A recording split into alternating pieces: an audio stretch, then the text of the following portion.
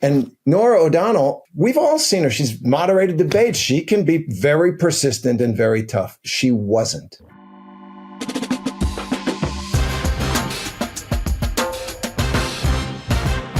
Delighted to welcome back to the show a former foreign correspondent and chief White House correspondent and an anchor for ABC News. He's now on Substack at Real Patriotism with Terry Moran. It's Terry Moran. What's up, man? Welcome back to the show. Thank you. Thanks for having me. It was great the first time we talked because after that, the Substack took off. I got some press, so let's do it again. I love that. And folks should go check out your Substack. You're doing great work. I was just watching your video from Chicago this morning, which we'll talk about in a second. But first, I just wanted to get your take on former Vice President Dick Cheney, who died this morning. We're going back through your archive. I guess you did in the Nightline interview with him, maybe back in 2005 or so, actually in Iraq. Cheney made a surprise trip there, and you interviewed him. It seemed like from the interview, kind of in a undisclosed location type situation, because you're asking him about this, and it's like it's not really a sign that things are going well. That the nature in which your arrival in Iraq happened. But what do you remember about that, and any other thoughts about the former vice president? I do remember that interview and a few trips that I took with Cheney. And let's set aside the substantive issues for a moment. He was an old school politician. I felt like, he'd been in Washington since the 1960s, early 70s. And so he was kind of, in my experience as a political reporter, the last of a breed, right? You get on a plane, he flew around in, the Air Force Two, which was basically the same plane. And at the end of every work day, not every, but he would frequently invite the reporters up to his cabin, to the kind of cabin, and offer everybody a whiskey and sit down and take all comers. It was off the record. It's not like he, disclosed state secrets, but you got a sense of the old insider, in the good way insider, political process. The way he talked about Democrats affectionately, some of them, less others. And you got a sense that he trusted the press in a way that I think he learned not to, and maybe was very unhealthy, right? We're in this stage right now where it was all too cozy, and the insiders, including me, let us all down. I was White House correspondent on September 11th, 2001, and in the invasion of Iraq. But there was also there was grease in the gears. And guys like that kind of made the system go. Now, he made it go in the wrong direction. First thing that I thought of when I heard he died was, to me, the most important question when I think of a politician is, are they true patriots? They love the country. And he loved the country. Now, I don't mean, chest thumping. I mean, he was a patriot. He had terrible judgment, obviously, and a kind of strange paranoia that this great country was always at risk of being, attacked and destroyed. And it led the country down bad directions. But he loved the country, as I think he demonstrated in the last years of his life. Yeah. I went and just kind of looking through the transcript of the interview. And man, you did give him the business, deserved. It was quite a time capsule from late 2005 with the Valerie Plame issues, Guantanamo and torture at the time. I don't know, with the benefit of, how long do we have now? 20 years, almost 20 years on. Again, I agree, and I talked about my thoughts about Dick Cheney at the top a little bit, and obviously love this country, but just on the merits of the arguments of the back and forth between the two of you, they really dug themselves a bad hole and made a lot of bad judgment on that one. They did. Thank you. I looked at that interview, actually, coincidentally. Yeah. I just thought, what was that like? And the ABC still has the transcript of it up online. So I looked at it. And I thought, okay, yeah. I mean, I held him to account. The news that the federal government was spying on Americans without a warrant from any court had just broken a week or so earlier. And he kept saying, well, the Justice Department okayed it and the White House counsel okayed it. And I was saying, that's not the way it works, right? The president doesn't get to decide what's legal. We got to have the courts involved. It's the same kind of way to go from old to young. When I think about Zoran Mandani, I think, this is a guy who, you got to love his aspect, right? We're in a dreary, dull, angry time, and he's a very upbeat guy. And second, in a weird way, like Dick Cheney, he loves this country. Yeah. He was, this little video I saw this morning, he was informed live when he went to vote that Dick Cheney had died. And I kind of I want to know his internal monologue because he gave a concerned, kind of response, like, "Oh, really?" And like thought about it for a second. You could tell he's thinking that he might talk. And then he just kind of turned down and went and signed the card with the lady volunteering to vote this morning. And so I don't know, maybe better judgment prevailed. Yeah, the bottom line, people are saying Cheney's legacy is complicated. Well, the headline is not. It was a catastrophe, the way he led George W. Bush into that war. And I remember thinking at the time that Bush was completely unprepared for that, for September 11th and its aftermath. And he kind of looked around. He'd never been around the world really at all. When Bush was elected, he made his first trip to Mexico. We were all kind of saying, well, he's never been out of the country. And they took umbrage at that. They produced a paper, which I believe is in his official papers, places the president has been outside the United States before he was president. And it was about a dozen countries. Number one, Bermuda. So he was unprepared, and he looked around. He said, who knows anything about this world? And there was Dick Cheney, and he was de facto president for about 2 years. Yeah, not complicated. Wrong on Iraq, right on Trump. There you go. Our thoughts are though with Liz and the rest of his family, because it is tough. She loved her dad, and listening to her talk about her dad was really moving. I want to hear from you about your time in Chicago. The video I mentioned earlier, which we'll link to here if people want to go watch the whole thing, was titled "Inside America's Immigration Crackdown." Yeah, it is tough for us who are watching. Like, it's hard to get your bearings on like how much of the city is this happening in, right? Like, what is the scope of all of this? Like, you see some horrible videos, and then you also see people running along Lake Michigan like there's nothing different, right? That's the nature of these sorts of things. From your being on the ground, being in many neighborhoods, what's your sense for the scope of the immigration crackdown in Chicago? Well, it is sweeping, and everyone feels like they can be, that their neighborhood can be targeted, right? There is that randomness. And if you are, I was standing out one of the iconic locations in Chicago, right on the Chicago River, the Chicago Tribune building, that magnificent Gothic building there rising away. We just planted there during morning rush hours. People were coming to work. And I asked people, so what do you think of this? And a couple of people stopped by, and I didn't choose them. One was of Hispanic descent. They're going to some office building. And she says, I'm afraid everywhere. I'm afraid. Because it has that quality. It's supposed to have that quality. But then the reason that I went there is something I saw in all those videos. The normies. These aren't the usual suspects who are getting in the way of ICE, who are taking out their phones and demanding identification or allowing the person who's being arrested to cry out their names before they're disappeared. The priests who brought Holy Communion to that detention center and were turned away by ICE. I talked to them as well.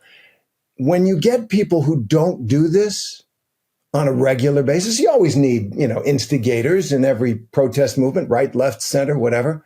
But when you get the normies to come out of their house and say, this is wrong, I need to do something about it. Up in Rogers Park, we spent an afternoon with a group that has hundreds of moms who stand outside the schools during dismissal, and they blow those whistles if ICE is around. Chicago felt decisive to me. It is not decided, but it is the decisive place, I think. Trump is bringing the full force of his immigration crackdown and his authoritarian ambitions. That's the underlying theme. And Chicago's 2.7 million. I was born there. I grew up, right outside. Those people are pretty independent, pretty tough, and they're not going to be pushed around. Yeah, I was interested. You mentioned the priests. It's kind of in the context of Pope Leo being from Chicago. Obviously there's maybe a little bit of extra gravity to that. And, there were multiple kind of priests you talked to in church. I'm just wondering, obviously, and a lot of the Hispanics are Catholic, and there are churches that have Spanish language mass there and things of that nature. So I was wondering kind of any reflections in your conversations with the priests in Chicago.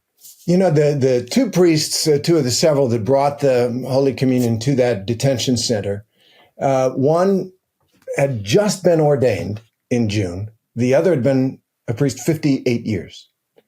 And they walked together, right, with the monstrance holding the post and all that stuff. The older one said something, because I was quite moved by it, how respectful they were. They had gotten in touch with ICE in advance, days in advance. Only a few priests were going to go in. They were going to lead some crowd in. And he said, essentially these old things, when you put them in a new context, gain a new and fresh power. And, Trump is the head of the most powerful government in the world. No protest is ever going to defeat him, really, in physical ways, but in that kind of power, that witness, that deep, deep power, a call to patriotism, a call to common decency. And I think that's why you see his numbers sliding. People don't want this. They understand the border was out of control. They want a solution. Americans are not ideologues by their nature. We don't give up our consciences to some great leader who tells us everything is great. We're pragmatists. We like what works. And I think that in Chicago, you felt normal people saying, this is too much for me, and getting out of their houses and doing what they can. And it's inspiring to see the people that are volunteering and trying to help. And, it's just your heart breaks, the idea that these kids, you have to be worried when they're coming out of school that maybe somebody might be nabbing their family. And so for those people who are coming out, that's one type of person who's making a change, who's changed their day-to-day life since these raids started. The other is kind of the inverse. Folks that are staying in, right? You were at the Little Village neighborhood, and that video was pretty shocking, where you're talking about just how the street is empty. It's a Hispanic neighborhood. You have to get buzzed in to get into the barber shop. Talk about that a little bit. That was incredible. So Little Village was, when I was growing up, the great Polish neighborhood of Chicago. Is now the great Mexican-American neighborhood of Chicago. And for a mile and a half or so, 26th Street is just chock-a-block with stores and restaurants and all kinds of places of business. It's the main street of Latino Chicago. It really is. And it was absolutely deserted. It was like a ghost town.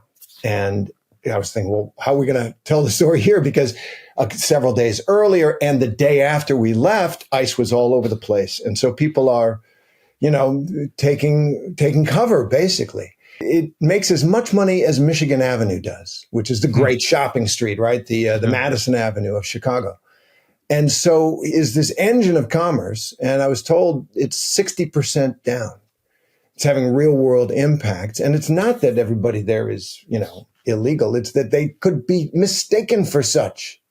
And they don't want to be seen at all within, 100 yards of a federal officer, even if they're born and raised in the United States. I was in this barbershop. I said, I'll talk to somebody in the barbershop. And they looked at me very suspiciously. Finally, they buzzed me in because I looked like this. They had no idea. I've always been mistaken for a narc. You do give off narc vibes. You do give off narc vibes. If you were at a jam band show, I don't think I'd be seeing if you wanted any drugs. It's true. It was actually a liability as a reporter too. People that he's too straight arrow. They wouldn't leak. But in there was a guy getting his hair cut, and he grew up there. He still lives there. He went into the Army. Came out, got an MBA, and he owns a business. He did not want to go on camera, but he told me what people were feeling and how scared people were, and that the whole life of that part of Chicago is different now. And I once again say, immigration isn't the entire point. It's what permits him to use force in a way that isn't necessary. You don't need the military in these cities, and the manner in which they're rounding people up, tearing mothers from their children, tackling working men in the streets isn't just let's get people who are here unlawfully out. They're arresting people at the courthouses, right? We're trying to get their papers correct. It's to send a message that we have the force, and anyone who gets in the way can be subject to it. I'm convinced of that, which is why Chicago feels decisive to me. Yeah. I guess the potential argument for it not being decisive is listening to what the president said on 60 Minutes about these ICE raids. He was asked by Norah O'Donnell about this kind of feeling that people have that you're describing, that some of these raids have gone too far. And he says the opposite. No, I think they're planning on escalating this, moving into other cities, becoming more aggressive, not less, when it comes to immigration enforcement. Just wondering what your thoughts were on that. All right, y'all. Today's sponsor is Naked Wines. You know, when I was living in the Bay Area, everybody around me was a pretend wine expert, and as was my contrarian nature, I tried to cut the other way and learn as little as possible about the wines, as you know, the tech bros with their RSUs who had wine cellars in their basements.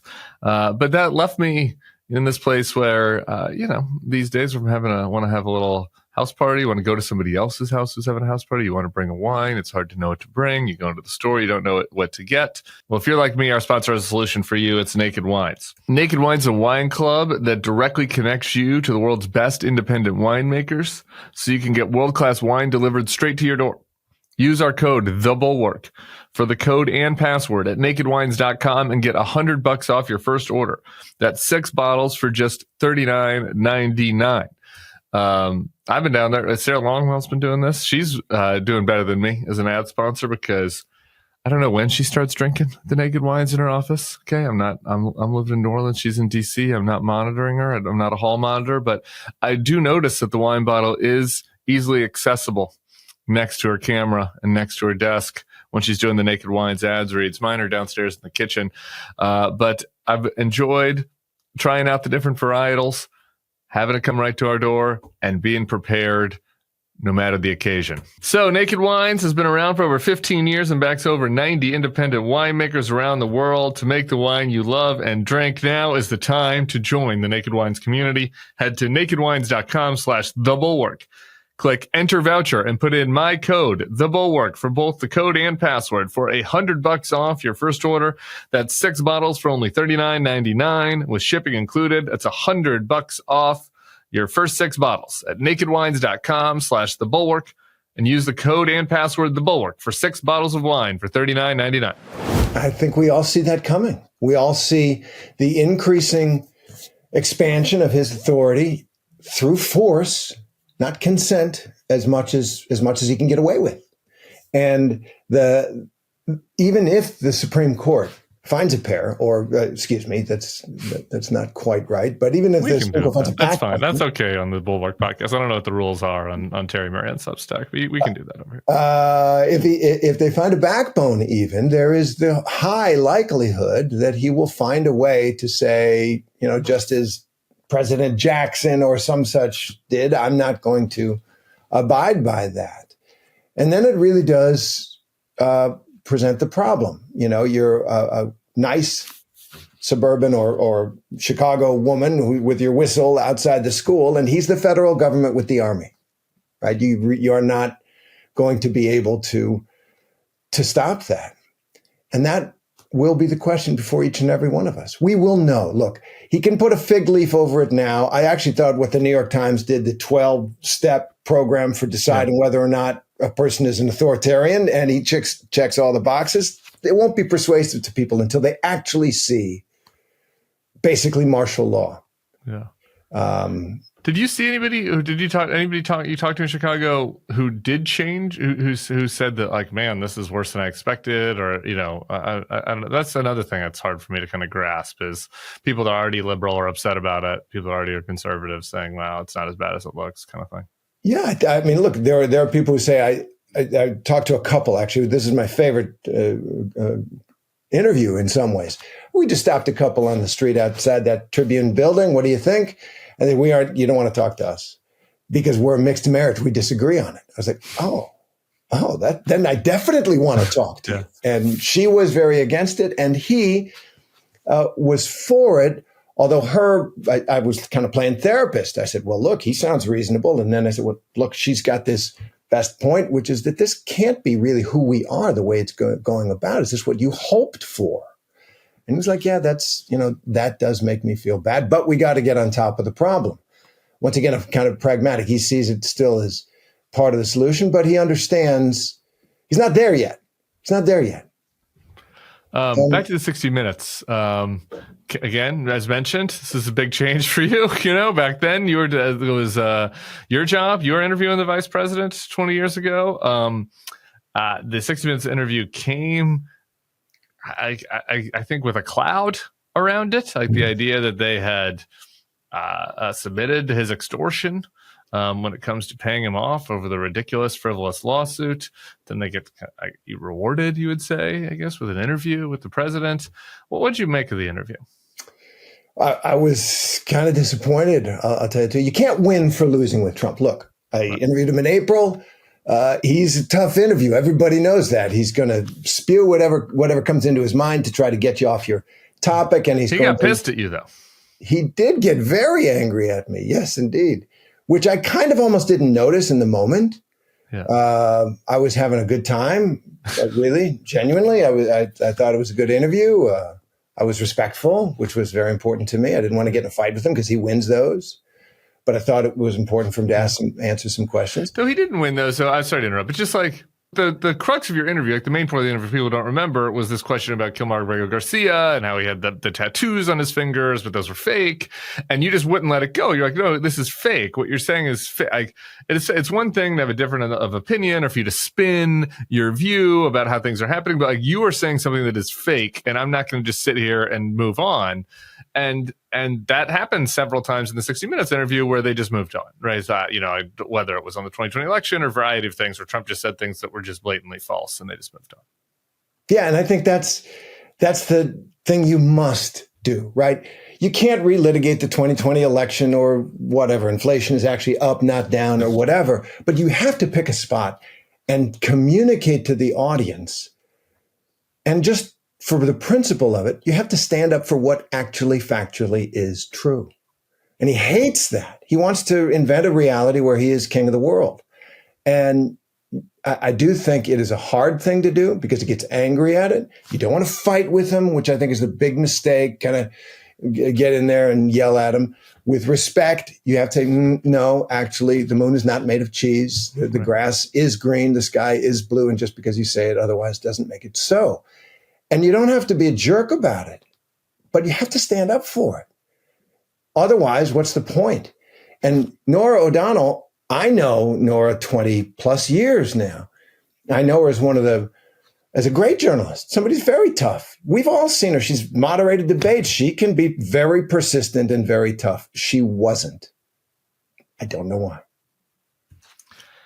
And again, you can do theater criticism on all of that, and there's value and less value to it, I guess. But for me, the thing that stands out is she didn't challenge him on the extortion and the suppression of media. And to me, it's like if you are at 60 Minutes and you're going to take that interview after you had settled with him over an absurdly bogus lawsuit, like something that's not even close to the line, to not challenge him on that, like to not bring it up or to not deal with it is crazy to me. Like he brought it up randomly and then she just kind of let it go. Like where after he, sort of belittled CBS and said that they had been fake news. I love the way you think because that's a good producer. That's a good American, but it's also a good producer because that's what people want to know about. Are you an honest broker here or are you bending the knee? And also, was that a legitimate thing for him to do? I guarantee I know how these things go. I know how that went. I've interviewed, a couple presidents and the rest of it. The bigwigs are always in the room. They're always in the room. The best thing to do is kind of get out of the office with a couple of your pals and prepare the interview. But then at some point they say, we're going to have a big meeting about the interview. And there's the vice president. There's people from Disney. There's all this stuff. And they're in the interview. They're weighing in. Okay. That's the way it was. And I guarantee that's the way it is. Barry Weiss undoubtedly was involved in the prep here. But what you just said is it's a better interview and it's harder to do. And it's harder for him to answer. If you put that on the table, hey, you went after 60 Minutes. Yeah, parent company paid you $15 million, whatever. But really, you won. How were you harmed at all by what happened? Anything like that. that would have been a live wire of a moment that would have been absolutely forbidden by the powers that be at CBS. Yeah. You mentioned the Disney thing. I have to ask you just out of curiosity, you have any takes on the Disney? I can't watch ABC right now on YouTube TV. Oh, There's yeah. like a corporate feud going on. Maybe you just check out of that because you're No, triggered I and you mean, don't want look, to hear any news. But do you have any thoughts on what's happening? It's crazy. The only thoughts I have is my in-laws were here for Halloween, so they see the kids go out, and all the rest of it. And my father-in-law spent 20 years teaching law at the University of Oklahoma. So he wanted to see Oklahoma, Tennessee, which was on ABC. He couldn't believe it. He's like, "What's going on?" I said, "There's a big fight." That's way above anything I ever understood. I will say this though, after having been fired, ultimately Disney apparently made that decision. My wife and I made our own decision. We are not going to stop loving Disney World or Disney movies it's great. So good for you. And I made sure in the severance that I'm a Disney lifer, which means we get the discounts in the parks. And That's a good bargain. Well, congrats on that. That's good. It's important to be the better man. You can't let the kids suffer over it, you can't blame Walt. All right. Anything else? Any other deep thought? It's been a couple months. Like I talked to you, it was right after this all happened. Do you have any updated perspective on it as after a couple of months away from the Borg? I do. Look, it's harder than I thought. I mean, it's like really hard, but it's also without question. It's obvious. It's tomorrow. And as I felt like Dorothy, I'm walking out of black and white into color, out of yesterday into tomorrow. And I think as somebody who's in his mid 60s, I think that's a gift and a blessing. Now, yeah, I have to do it, right? But what a great thing to still be connected into the next chapter of the media in the country. And I'm very, very happy. I look at my friends and colleagues at ABC. I've got nothing bad to say about them. They do great work still. I had a great career there, but it feels to me almost like they're birds in a cage or something that feels depressing. It must be how I feel when I get a PR email from somebody who's working at a PR firm, and I'm like, there, but for the grace of God, go I pitching this garbage. God love you. Everyone's got to make a living, but it's nice to be independent and saying what you think. Terry Moran, let's stay in touch, man. Real Patriotism is the Substack. Everybody go check it out.